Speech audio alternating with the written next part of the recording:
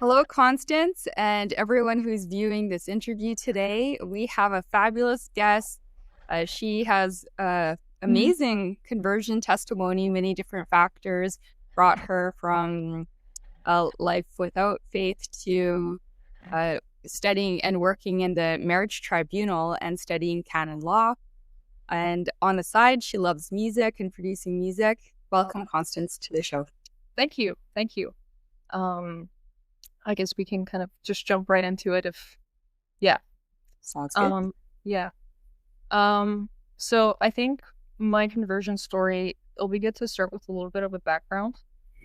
So my parents came from Armenia. In the 90s, they moved to Montreal, where I grew up for around 11 years or so. And growing up, my parents weren't really religious. We went to the Apostolic Church a few times, I remember, but faith really wasn't part of my life, or in the lives of my parents. I would say I basically grew up atheist, even though there were some elements here and there that sort of came back later on when I converted. For example, I went to a music school for elementary school children in Quebec, and we would do these concerts,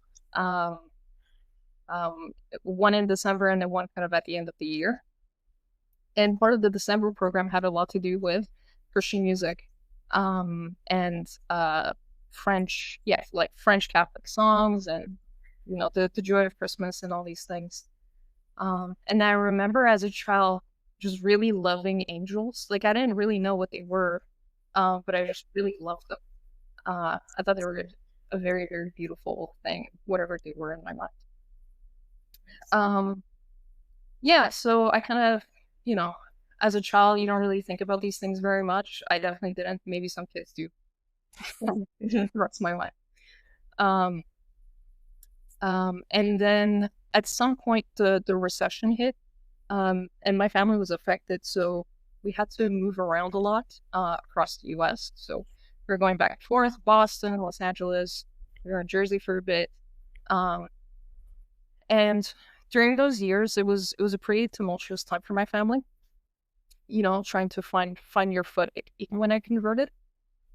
For example, I went to a music school for elementary school children in Quebec, and we would do these concerts, one in December and then one kind of at the end of the year. And part of the December program had a lot to do with Christian music, and French, like French Catholic songs, and the joy of Christmas and all these things. And I remember as a child just really loving angels. Like, I didn't really know what they were, but I just really loved them. I thought they were a very, very beautiful thing, whatever they were in my mind. So I kind of, as a child, you don't really think about these things very much. I definitely didn't. Maybe some kids do. That's my life. And then at some point, the recession hit, and my family was affected, so we had to move around a lot across the U.S. So we were going back and forth, Boston, Los Angeles. We were in Jersey for a bit, and during those years, it was a pretty tumultuous time for my family. Trying to find your foot economically, like trying to find some sort of stability in your home life.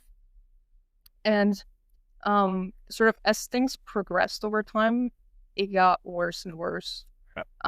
So there was a point in my life where I had almost like a golden childhood, and then kind of the reality of what the world is kind of came crashing down. And at some point we came to Vancouver because my brother got accepted to go do his degree. And I remember in high school, that was one of the most important moments of my conversion, because I started off being very liberal. And I mean, like, a 14-year-old being liberal doesn't really mean very much. Yeah, and I had friends that were also not part of um sorry, this definitely has to be kind of short because I'm saying but yeah, I had friends where we were definitely on the left side of things because that's what we were seeing online. And of course, what you're presented online, a lot of it is, well, everybody deserves to love, right? Love freely, and everybody should be accepted, especially with things like trans people. There was, when you're 14, 15, you're not thinking about what the implications really are, but you're just seeing, oh, these people are getting hurt. Like, I don't want these people to be hurt. And one of my best friends also, she identified as non-binary. And then later on got So this a is surgery. when you're 14 and so or more when into it's somebody teenagehood? that's close to you, you want the best for them. And so, yeah, kind of going down that road, didn't lead me to a good place, I would say. And it doesn't have to do specifically with kind of adhering to the ideology, so to speak, but everything that sort of encompassed my life at the time. So things at home weren't great. They weren't fantastic.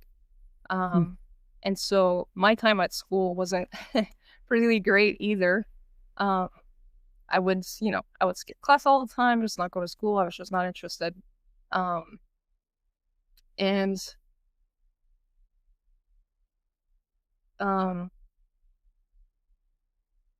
it made me think a lot about kind of what the meaning of this life was, of like, well, why am I even here? Like, what's the point to all this? Why am I doing all these things? Does it really matter if I have to show up to school? Does it really matter if I have to do all these things? And it never really made sense to me. Like, none of these things really made sense to me. Yeah, it's just the teenage period. Yeah, like, these things don't really make sense. And so I really started questioning of like, well, if nothing matters, then like, why am I even here? Right? That's the natural conclusion to any of this. Because you hear all the time, right? Like, well, there's nothing that happens after, so just enjoy your life here and now, which in some sense has some kind of truth in it. But the way that I interpreted that was like, well, it doesn't matter if I'm here or not. I won't feel it if I'm not here. Right. And the implications of that, let's say the impact on other people was sort of like, well, at some point they're not going to feel it either. So like, it doesn't really matter. Yeah.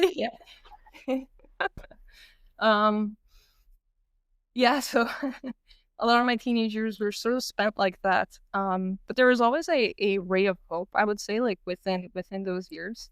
And one thing that has really marked my life, and I think reflecting on my own Christian life as well, was that I've always had good friends. I've always had a good group of friends, and that's something that God has really given me as a tremendous grace, I would say. Always the presence of good friends at any point in my life.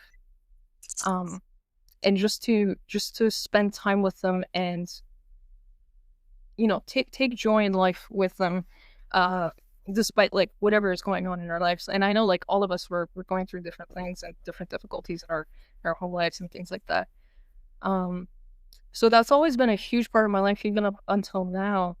And the other part has been, I was spending a lot of time watching movies, watching TV, drawing, listening to music. Music was quite big in my life at that point too, because I was listening to, I mean, you're a 14-year-old, you're having these thoughts, you're listening to emo music.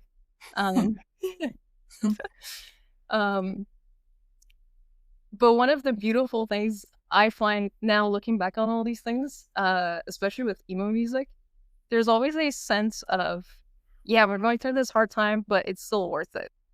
There's one band in particular that I was listening to, and that was sort of the message that they kept saying, like, like cutting close to the edge of like where life meets the end. But their message was always, just keep going. And all these beautiful stories like Lord of the Rings, you watch and you see Star Wars also. And I think in me there was this sense that there is something real and true about all these stories. Like there is something real and true about fighting the battle, and that this is something meaningful.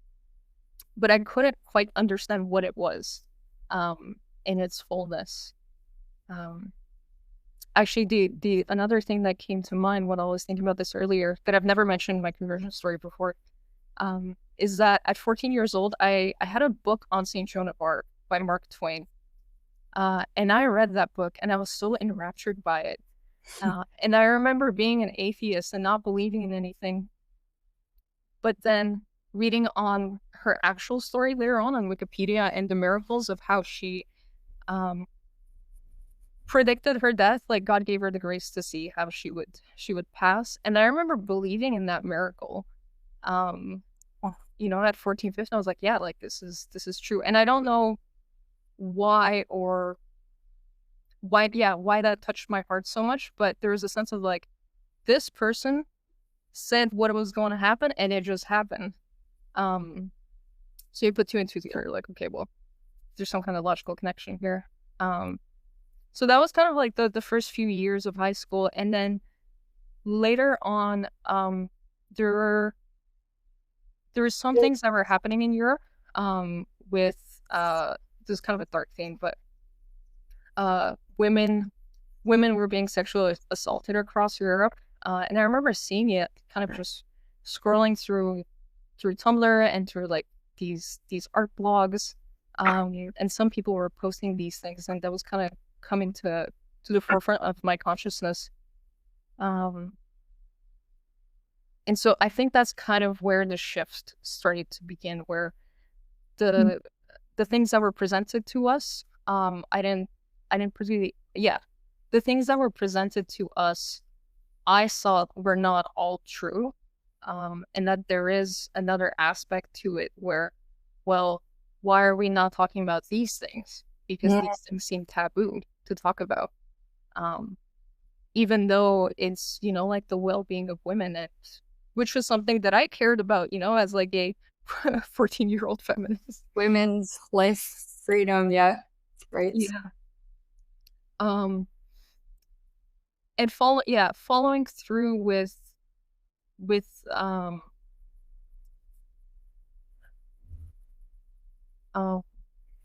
trying to retrace my steps here. Yeah, following back through kind of on that line of thinking of like, well, women's well-being is being completely ignored. Like, what else is not true? And I think as things got crazier and crazier over time, coming from a conservative Armenian family, there were a lot of values that I started to completely disagree with. Because a lot of things were just being swept under the rug, and it's very reminiscent. My family coming from a government which is oppressive, and a government which hides things and doesn't want to face them. Right, the Soviet Union had a lot of things that they hid. That people just disappeared sometimes because there was something that they said, or somebody snitched on them for their own personal gain, and that person was gone. And yeah, so I think I was a little bit more aware of these things growing up, just because of that background.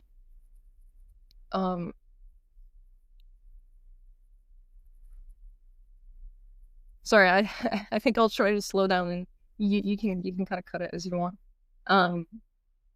Okay, so by this time you're exploring different kind of philosophies, and a little ray of maybe not truth, but at least a pattern disrupt in your thinking happened, because you're getting all these contradictory messages where you say, okay, well, I'm standing for women's rights, but yet there's actual violence happening, and it seems like a taboo topic that I can't stand up and talk about the Europeans who are suffering. And so you just started poking holes into things and then drawing on some of your upbringing and your past memories and experiences and starting to piece things together that things aren't exactly what they appear to be. So that got you digging. Yeah, exactly. So that was sort of the I would say like the surface level of things that were happening. There were also some deeper things that were happening, I think, in my heart too. And I succinctly remember in grade 11, I was walking to school one morning and it was raining. And I just couldn't take it anymore. I was completely done with everything. And I broke down in the middle of the street and I said, in, like I didn't vocalize it, but I said, Lord Jesus Christ, please save me and I will praise you and glorify you forever. Wow. And yeah. And I didn't think about Christ. Christ was not in my mind. I had no concept or any desire towards Christianity in any form. And I just, kind of picked myself up in that moment and went to school and didn't really think about it. So it's just a spontaneous prayer that your voice, your mind, body, soul just kind of vocalized in your mind, and you didn't know where it came from, but now we know it comes from a supernatural source. Wow, that's beautiful. And then after that, you didn't think it was strange, or where? I didn't really think about it. I just kind of mindlessly like went to school and, did whatever I was doing for those months. And yeah, I think that was a real moment of grace. And the more that I look back on that moment specifically, the stranger it seems to me, because of how, kind of out of nowhere that is. And it was a real cry out to God, I think, too, of like when you're really kind of at the end of the line. What do you do, right? Where are you? Like, who are you? And yeah. So I think after that, things started to get better at home, strangely enough. I can't really, put it into like a direct timeline, but it seemed to me that in our family things were getting better. And my brother, who I grew up with very closely when we were kids, and it kind of drifted apart when he went to school, I went to school. So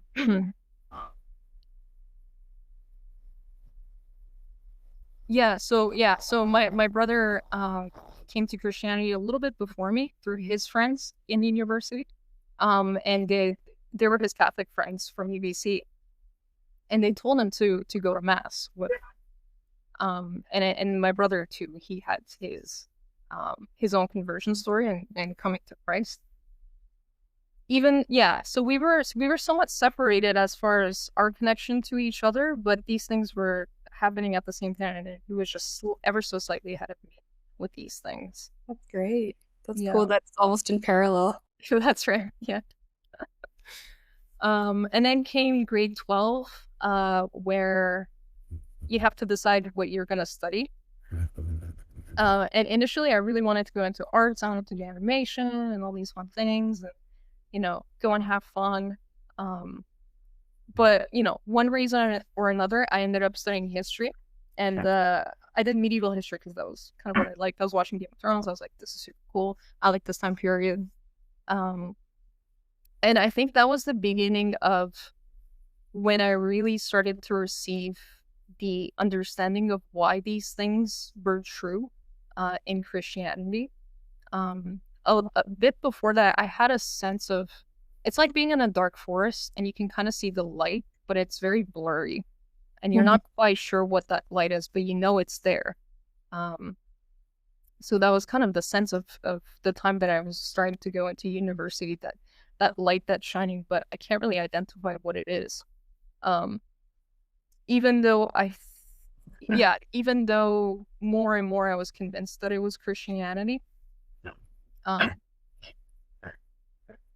Yeah, so going into university, yeah, starting to explore Christianity, like what the faith is, what they say, what they teach. Um, my initial reaction was, well, what's my family background and what's our denomination? Mhm. Would you Um, mind, for those people that aren't aware of the Armenian Apostolic Church, just giving a few sentences about it?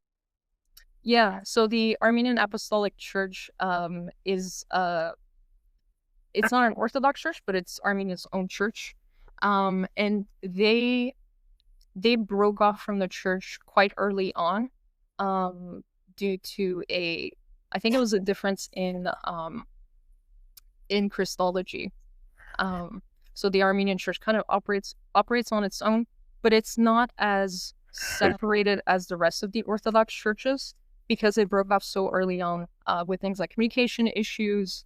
Um, during the 5th century, there the language barrier was also a big thing, which I think played a part in the misunderstanding and the things that caused the schism um with monophysites and all these doctrinal issues. Um, yeah, so that was my initial reaction to be like, well, I'm Armenian. My mother's side is Russian, so therefore I'm going to explore more into Orthodoxy. Um, and because I started to attribute a lot of the bad things in this world to Western values, I was like, oh, the West is, doing all these bad things, and I don't agree with the way that they've decided to run things politically and blah blah blah, all these things. Um, but I didn't really grow in my spiritual life when I kind of proclaimed myself to be Orthodox. And I went to mass a couple times, but again, it was very on an aesthetic level more so than it was on a heart level. So it was just like a almost like a constructed persona, I would say, of like a Christian. Um, and I'm trying to keep a track of the timeline here, but that was maybe the first couple of years of university. Um, Can I and just interject there? You were studying medieval history, and I'm shocked that it brought you towards Christianity, because when I took one elective in medieval European history, and it was very anti-Christian, the slant, and also it was particularly anti-Catholic. So you being in one of the most left-leaning provinces in all of Canada, it's interesting to me that it brought you to that space. yeah, yeah, actually, it's funny that you mention it. Um, the things that convicted me were, on one level, the logical arguments that we had to read from these church doctors. We were looking at it from a historical perspective of what they were saying, and we were trying to understand part of the culture, the part of medieval culture, why it came about that way, and what were some of its expressions. Uh, Obviously, the theology played an important role in the social order, in the political order, and all these things. But you're also reading their understanding of who God is and why he is that way, and how that plays into society. Um, and to me, that kind of struck a chord of like, wait, these people aren't stupid. Like, these are not dumb people. Um, and you go further into the theology, which I was like, okay, this is interesting. Like, what are their rational arguments for these, why they hold their beliefs? Um, and I think to this day, um, the thing I find very irrefutable is Aquinas' 5 ways, or even just these proofs of God that the Greeks had. Um, that, well, there is something; it has to come from something else, even though it's not material. To me, that seems just to strike a chord and to hit something very true. Yeah, the argument for motion also played a big part of it. Um, and another argument, I would say, kind of like argument from design, which was, how are we capable to know these things as these things? So how are we even capable to have a concept of something like something is cute? You look at an animal and you're like, oh, this is so cute. But where does this come from? Why do we have this pattern? Or even to know something as good and true. how do we know something to be good and true? It didn't seem to me that this was something purely on a biological level. Because like, why would there be a necessity of something to evolve in this way, to know something in the order of justice, for example? Yeah, Right. that makes sense, because if it's a survival of the fittest, then it'll be mostly the brute strength, and it wouldn't be the, oh, so cute reaction, but maybe who has the most aggressive, strong, muscle man body. Yeah, exactly. That, yeah, versus the other kind of deeper spiritual, philosophical concepts. Yeah. Yeah, or why do we, yeah, or like, why did we even have a capacity to reflect on ourselves? Like, where does that fit into evolution? How does this benefit, like, and why are we the only creature that's capable to express this externally? So yeah, I think kind of putting all these questions together and going back to, like, what is the meaning of life? Like, why am I here? That truth was presented to me, that, like, our Lord Jesus Christ is the meaning and the beginning and end of why we're here. There, and it's particularly beautiful to me that it's a person. Like, your beginning and end is a person. It's not a concept. It's not a thing. It's not some kind of abstraction, but it's to be with somebody else. And again, to me, as somebody who always loved my friends and always loved spending time with my friends, it's like, yeah, no, that makes sense. Like, your meaning of your life is to spend time with the people that you love. And to be united, like, really and truly, like, in mind, body, and soul, with the person who created you and wants you to be here, in this world. And yeah, so there were the church documents that we had to do in class. We read a lot of Augustine, we read a lot of Jerome, the back and forth that they had. We read one of my professors from UBC, actually, Dr. Courtney Booker. He had an interest in conscience and how that was an element in medieval culture. And the things that we discussed in class was this thing called the courts of conscience, and how the medievals tried to garner or get a sense of what was going on inside the human heart, and all the ways that these courts of conscience came about. Things like confessionals, trials. There was even a funny document on these dog-headed people. And one of the back and forths between two medieval monks, one of them went on a voyage up north, and he said, "I saw these dog-headed people. Can we evangelize to them? Do they have a soul that we can evangelize to?" And this other monk was trying to figure out, okay, well, what are some of the ways that we can tell that this person has a soul? And one of the things that he brought up was that they clothe themselves, and they show embarrassment in nakedness. Like, if they clothe themselves, they show embarrassment in nakedness, and that's a sign of the human soul. Right, going back to Adam, and well, animals don't have a need to clothe themselves, and this is kind of more of an evidence of the existence of the human soul. And again, like, all these elements that you're reading, even though they're not direct arguments for believing in Christ,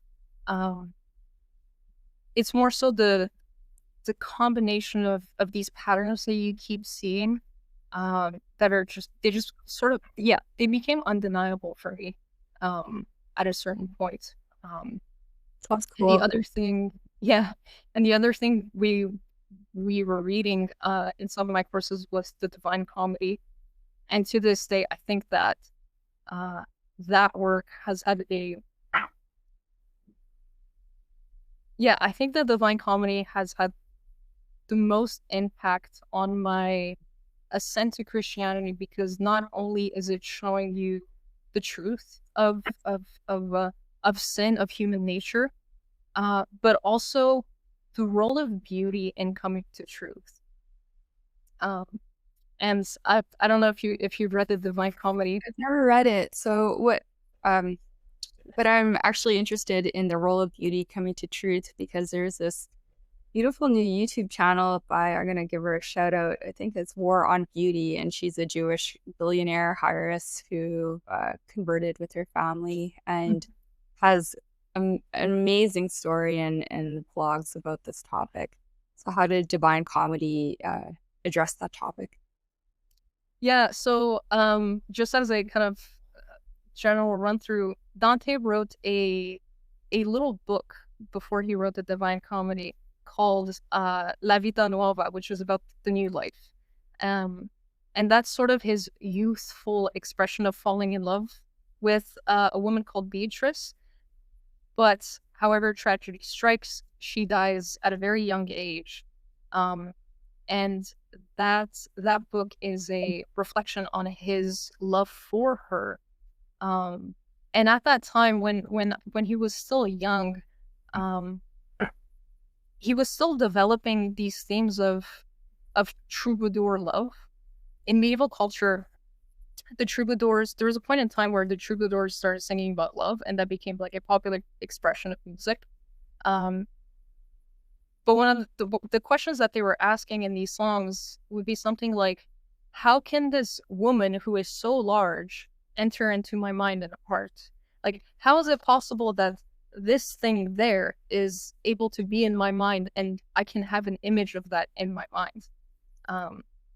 And you can see, reading the church documents, like the social side of things, the cultural side of things, but also the experience of what it means to be human.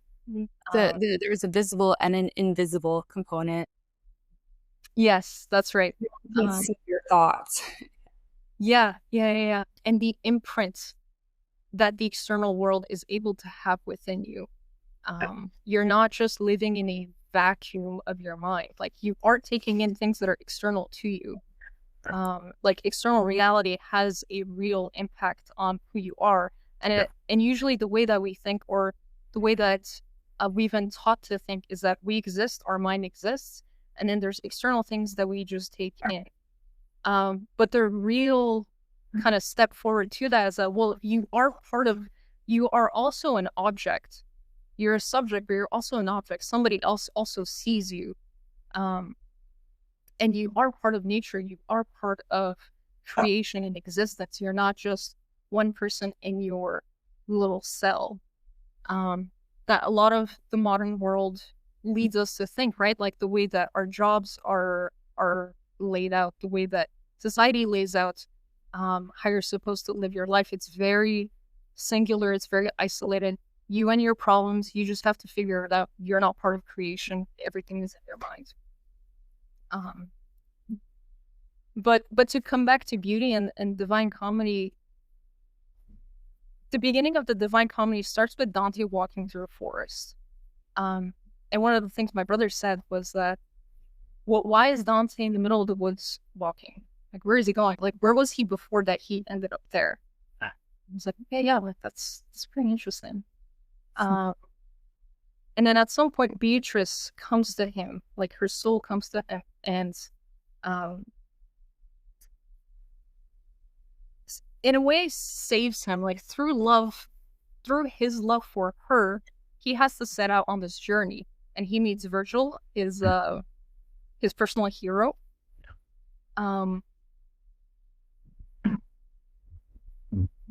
Sorry, dude, feel free to cut out some of these parts that kind of lagging on. But just through his own desires for Beatrice and to be with her and to see her beauty, he goes down through hell, and all the different kinds of people that he meets and why they're even there. And a very beautiful aspect of the Divine Comedy is towards the end of the Inferno, where him and Virgil actually can leave. Like, there is a crack in hell where you can go to purgatory. And this isn't meant to be like a theological thing to think about, but the implications are essentially people in hell can leave. And what Dante is trying to tell us is that people now in their sins think that they're stuck there, think that like, this is who I am, this is how I am, and I can't leave. But as somebody who's alive, he gets to get out of hell, but he has to go through all the way down too. Like you have to go through all of it first. And the parts that touch me the most are purgatory and paradise. When he goes through purgatory, it's this in between, right? You're not quite there yet. You're not quite hitting the mark. And the people that he meets there, even some of the troubadours who wrote these love songs, he meets them in purgatory, and they're the ones that are actually burning because of their passions, right? They burn with passion in their mortal life, so they're burning in passion in purgatory, and that has to be purified. That becomes a source of purification. And the big difference between the people in hell and the people in purgatory, yes, they're both taking on like these very these very difficult punishments. Like these are really horrible things that, like the people in hell, some of them are getting torn right in the middle. The lustful are being swept away in the inferno. And then in purgatory, you have people that, are being inflamed. You also have it in the inferno as well. But in purgatory, there's this sense of hope, and people sing. In the inferno, there's no music. Once he gets to purgatory, he hears a song. And so it touched you deeply because you love music so much. That's right. Yeah, and I was like, yeah, that's right. When you're really down and about, it can either lead you to song and to sing about it and to express it, which is a form of being alive, I would say. And again, like kind of going back to rock music and emo music, you're really entering into a space where you're expressing your aliveness, and it's a fight to stay alive, right? You're singing, but it's a fight to stay alive. And it's an expression of your trying to be alive as well. Whereas true death would be for you not to sing, for you not to even express those emotions. And even within my own family, my grandfather was a saxophone player and a guitarist. And at some point in his life where we're not quite sure what happened, but he stopped playing music at some point. Oh. And as a musician, to me, it's like, wait, like there must have been something that really died within him.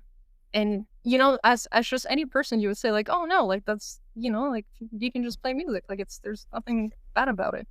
But it is what I think Dante's trying to express as we are in this life, and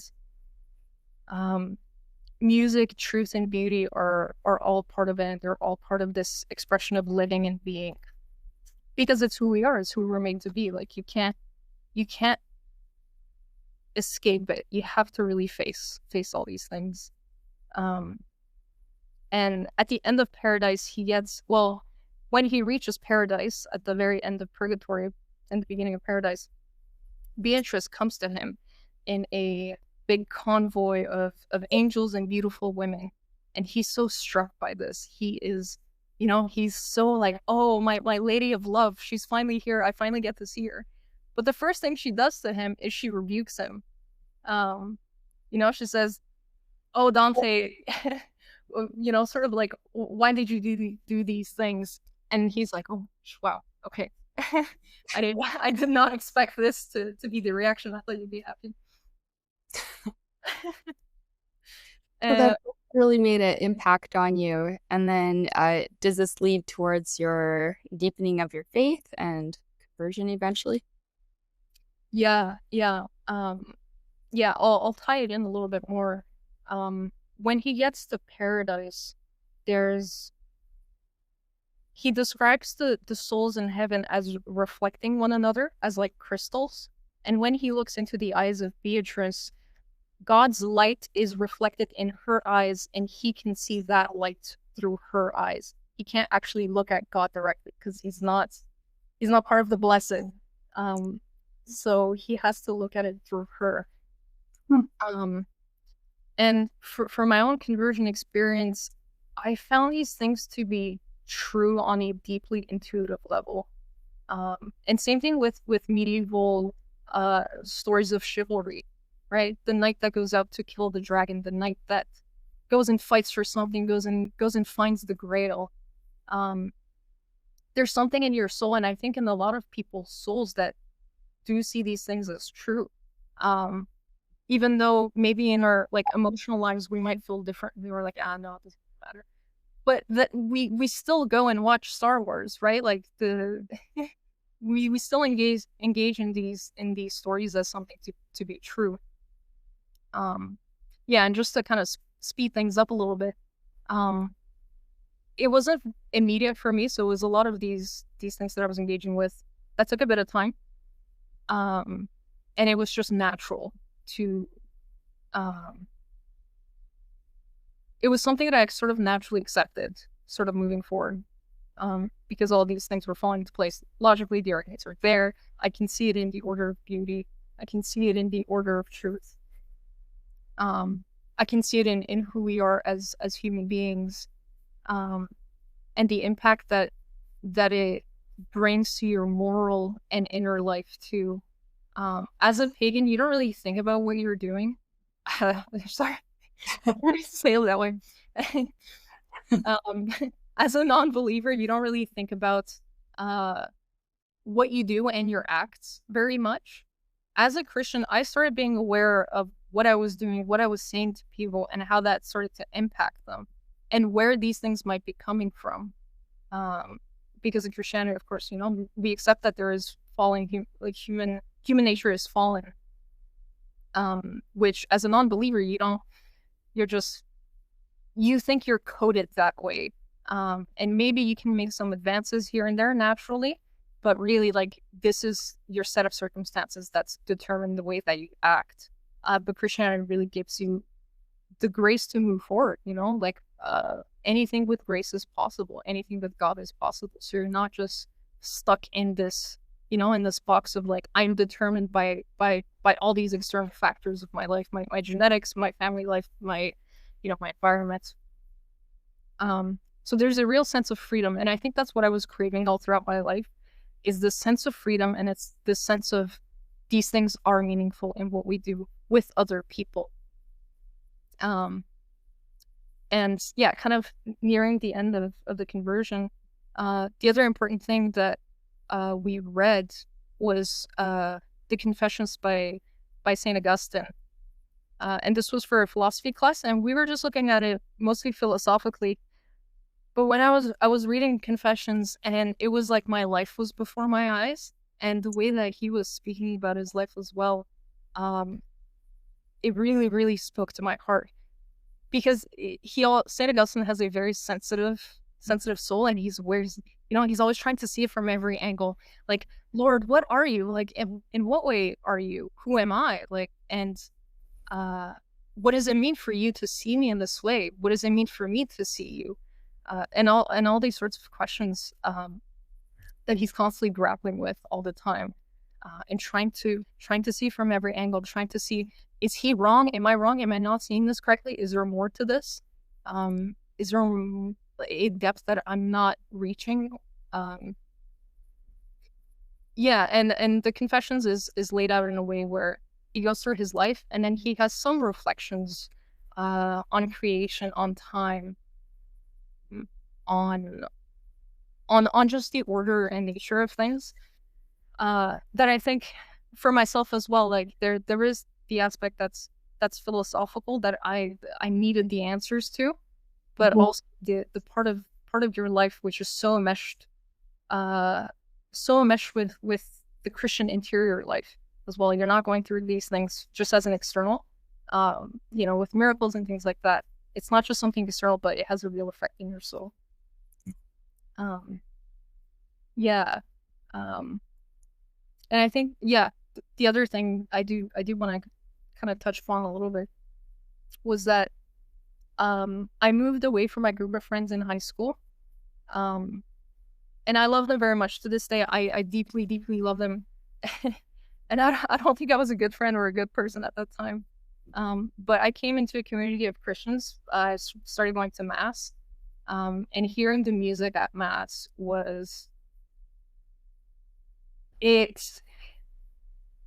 it was like beholding Jesus. I think in that moment, the music just really, really spoke to me. Um, and again, when you're reading all these things and engaging with this world, the medieval world, and trying to see like how does this really apply to me in my own life, and you go to mass and you see the cross on the altar, and you're like, this is so weird. Like, how am I here? How did I, like I remember like I think a year later, after going, I was like, this is really weird. I don't know how I ended up here. You're 14, you're playing video games, you're reading comics, and in your room, and just hanging out with your friends. You're like, I'm a Christian now. Yeah, there's this. I mean, yeah. To this day, I'm still a little bit awestruck. Like, I don't know how I ended up here. What a journey. Yeah. So how did you choose? I'm assuming you're talking about the Holy Family Parish that you attended and their choir, which is phenomenal. If anyone's ever traveling Vancouver, they have one of the best choirs I've ever heard. Yeah. Very good organist as well. So how did you, coming from a apostolic church, which is more in tune with orthodoxy, and then atheism for a huge chunk of your years, how did you choose Catholicism? And the Western Rite, not the Eastern Rite. Yeah, actually, it's funny that you bring up. I kind of glazed over it a little bit. But my brother's friends invited him to go to Holy Family, and he started going, and he was there's a strange thing in our family where some part of our family is Armenian Catholic, which is like 1 to 3% of the entire Armenian population, and we're 3 million in Armenia, 3 million outside. So that's a very, very small number of people who are Armenian Catholics. But his friends started taking him to mass, and he came to the truth as well. And since there's no Armenian Catholic churches in Vancouver, you're just gonna go to the one that your friends are going, right? As a Catholic, you're like, okay, well, you're not gonna go to the Ukrainian Catholic because, well, my friends are going to the Latin, right? So I'm just gonna go and join them. Yeah, my brother told me just go to mass, because I wasn't going to mass as a quote-unquote Orthodox. And the first time that I went, his friend took me. Yeah, and I remember that day. It was sometime in March or a little bit later, when I started going to mass, and I kept going I started coming consistently to Holy Family for some random reason. I think it was partially my brother was going, but also the community of people there that I saw. Like, there was a real sense of life and light in people's eyes that I did not see in people's eyes in my classes. There was just a stark difference in how people took joy in things, and that also really convinced me, convicted me in a deep way. Community, I would say community, and being welcomed into a community is a huge factor in coming to know Christ. Because how else are you going to know Christ if not through other people, right? Christ even says this, like, I have to go so that the Paraclete can come, so that the Holy Spirit can come, and I will give him to all of you. And all the apostles are all struck. They're like, no, Lord, like, where are you going? Like, wouldn't you just stay here? And he could, but there's some deep mystery there that he wants us to experience him through other people. And that's what I saw and found coming to Catholicism. That I didn't really find anywhere else, I would say. Little Christs on earth, right? Little reflections, like you're talking about that book, and then in her eyes, he could only see God's reflection in her eyes because he couldn't look at himself. So God meets people everywhere, sometimes through scripture or the church fathers, or through community and relationships or music. He has so many ways of reaching people. Yeah. And it's available for everybody. Like there is something for everyone. Like my story is specific to me and the way that I'm receptive to certain things, and other people, and I'm sure for you too, right? The way that you're receptive to certain things, but the universality of everything through art, through music, through the miracles of the church, through the saints, through the teachings themselves. Some people are really taken by the teachings, right? Well, I mean, we're all taken by teachings, but some people are more oriented towards the logical side of things, towards the historical side of things. But there's something for everybody, and you can see it in different parishes. You know, when you go and visit them, there's no one type of person, you know, in the Catholic world. It's a universal family. Yeah. All brothers and sisters, and we all have different quirks. Yeah. So you're really interested in relationships, and now you work for the marriage tribunal as well as studying canon law. How did that come about? That was also kind of one of those things where God just leads you into them rather than you deciding on these things. I was working for the deacon's office for a year before that. I was covering for maternity leave. And I needed a job to keep myself afloat. And somebody said, you know, you should apply for this position. And I wasn't super sure. I was like, I don't know, marriage tribunal, it's kind of sad. You know, you're you're dealing with sad cases. But I applied for it, and I really left it to God. I'm like, Lord, whatever you want. I don't really have a preference as to what you want me to do because I know the picture. Yeah, and I ended up getting the job at the tribunal. And it's been an incredible experience working at the tribunal for just a short amount of time. A lot of my coworkers at the tribunal have worked there for a very long time, and you can see the depth of the depth of beauty and soul that they have, but also in the face of human suffering. There's a lightness and a joy to the members of the tribunal that I was not expecting.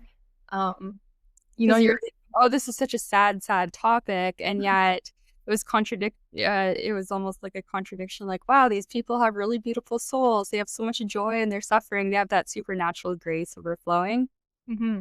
Yeah, and I think over time, like if you're dealing with these cases all the time, I think for one thing, you see that sin is kind of all the same.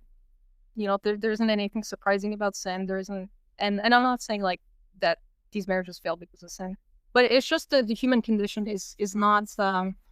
It is very specific and unique to each person, but there's nothing really surprising about suffering. But also that there's always joy in the midst of these sufferings. Like you're helping these people come to a better life. And when it's the thing about Dante, right? Like you really have to go to the very, very bottom of things to reach that greatest joy. And you know, that's kind of Christ's crucifixion. He had to take on the entire suffering of humanity. And he has the greatest joy, you know. So I would say, yeah, part of working in the tribunal is seeing people's relationships and the depth of suffering that people reach to, but also not being worried because God takes care of them, and you know that God takes care of them. And at some level, it becomes there's a certain lightness that comes with the suffering that you get to see. I think Bishop Barron, he had a video, and he once pointed at a crucifix, and he said, there, and like, this is a bloody man, right? But there is the happiest man that's ever lived in this moment. He's the happiest. He's also suffering the most. Well, and I mean, I'm using joy, because that supernatural joy, happiness is that fleeting emotion. Yeah, that's exactly it. And I think in my own life, like I've definitely seen that. If I didn't suffer in the ways that I did, I would have perhaps never come to this. I would have perhaps never been the kind of person that I need to be for other people. And especially things like mental health is a big topic that's being talked about just in kind of in the general public forum nowadays. But yeah, but people who suffer with mental health problems and a lot of things that you wonder. Yeah, actually, another thing I'll bring up is I'm completely deaf on my left side, and I've been deaf on my left side since I was 1. And it's not something that I think about every day, but there are moments where, as a musician, you're like, oh my gosh, I wish I could hear. I feel like I'm missing out on so much by just not being able to hear. But the kind of person that it makes you and the set of circumstances that it leads you to allows you to be the person for other people and to be the kind of person God wants you to be. I think I'll put it in more concrete terms, like it sounds very vague. Let's say, for example, if I could hear and had both my hearing, maybe I would have gone to I would have gone and pursued like a lot of worldly desires because like I can just go in and play in really loud places and engage in that world and just pursue the things that are material. But because of this, I'm inhibited by doing certain things. And there are moments where you're reminded of your suffering. You're like, yeah, I don't have this thing. But it's like the blind man, right? If he wasn't blind, Christ would have never come to him. Like the Christ comes for the sick and suffering, he doesn't just comfort the just. Yeah, and he had spiritual eyes opened versus other people are preoccupied with their physical eyes. Mm-hmm. Yeah. So it's a very beautiful reflection on the things that are taken away. God fills them with something much greater, and something much higher as well. Just because this channel is called Rosary Story Time, how was your experience? Okay, you came to know Jesus, you came to know and love God, and now there's his mother. How has your relationship with her been? And do you pray the rosary? Yeah, actually, that's I'm glad that you brought that up. There was a point in time in my life that was very difficult after my baptism and confirmation. I would say that was the hardest year that I had to go through. But the rosary kept me going during that time. And there were moments where I was just laying in bed and praying the rosary, and I would imagine Our Lady next to me, and that brought me so much comfort. To know that Our Lady really is there for us. And especially at that time where I felt God was distant. Like I didn't really feel his presence. I didn't feel like he cared or he was there for me. But I knew that the mother of God was there. And that at least she cared. Sometimes we project certain things on God because of our circumstance. We're like, oh Lord, you don't care. You're just doing your God thing. But you think about Mary, there's no reason why she would be distant because she's not the one whose passive or active will is kind of the cause of things. Whereas sometimes with God, we're like, well, this is your will, and you're the one that made this happen. You're the one that allowed this to happen. But with Our Lady, it's no, she's the mother of God. She loves us, and there's really nothing beyond that to really say. And the comfort that she brings, that that she's your heavenly mother. She will always be there. She's the perfect woman. She's the perfect mother. And as people who are suffering, there's so much comfort that you can take from it. No, that's beautiful. And you make a point that people have different relationships with God at different times, and he's infinite love and perfect love. And Mary's love is only a reflection of God's love. But yet in our own little temper tantrum minds, we can concoct up these different ideas and so at least there's always solace. Like he always says, still taking care of you. This might be painful. This time of suffering might be painful. It's maybe my actual will or my permissive will, but I'm still going to give you many different areas of support and comfort. Mm-hmm. Like a good father. Yeah. And I can't remember if you said that you were always a Christian or not. Um, but I think something specific that people that come from just completely non-believing backgrounds is the depth of relationship that you get to know God and to really trust in Him. I remember at the very beginning of my spiritual life and after my baptism, I was put through situations where I was doubting uh God's love and his, not his existence, but his care for me. Um, but over time, like, these very high ups and downs in the spiritual life started to even out, and and you start to know God and who He is, and in His steadfastness and His love, and you come to know these things as true. It's like, yeah, these external things are happening, but really, like, God is always there. God is always there for you, and whatever He allows, and it can be something really, really difficult, you know He's there, because that's the way that you've come to know Him in your prayer, and obviously what the church teaches as well. That's beautiful. Thank you so much for your time. Do you have any concluding thoughts before we wrap up? Um, no, the only thing I would say is something particular that came to me for my conversion story is the importance of the church and the unity of of all the faithful. Um, this is a teaching that I think in the last 100 years has taken a kind of forefront for us, as far as the church goes, because we're all trying to figure out where we are and where we stand, both in the world and both in the church. Um, but the emphasis on to get to know who we are and who we are before God and who God is ultimately, the question that we're all trying to answer and to be with. But the importance of living liturgical and living ecclesially, living with other members, and having an awareness that there are other members of the church who are there for you, who are praying for you.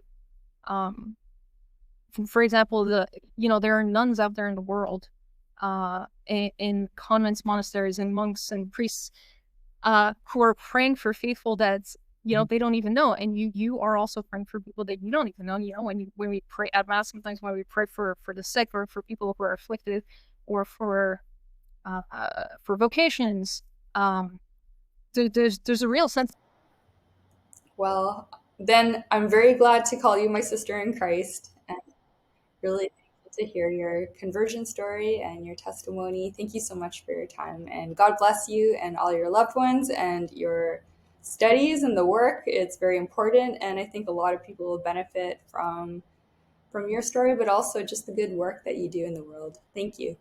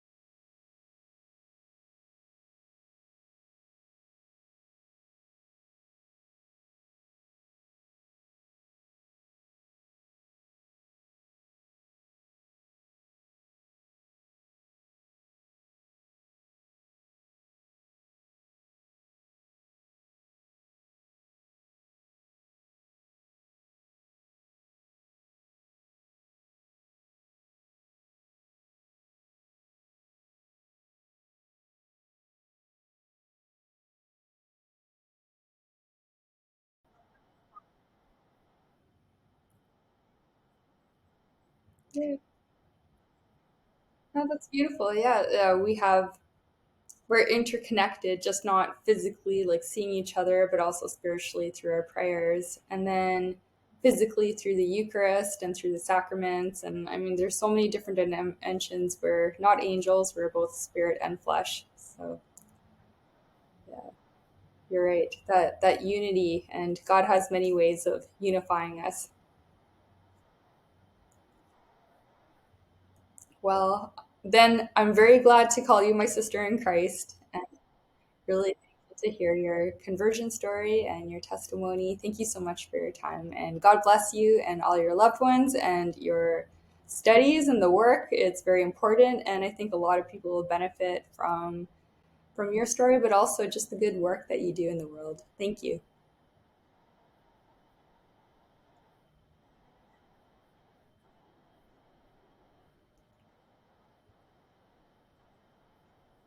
Thank you.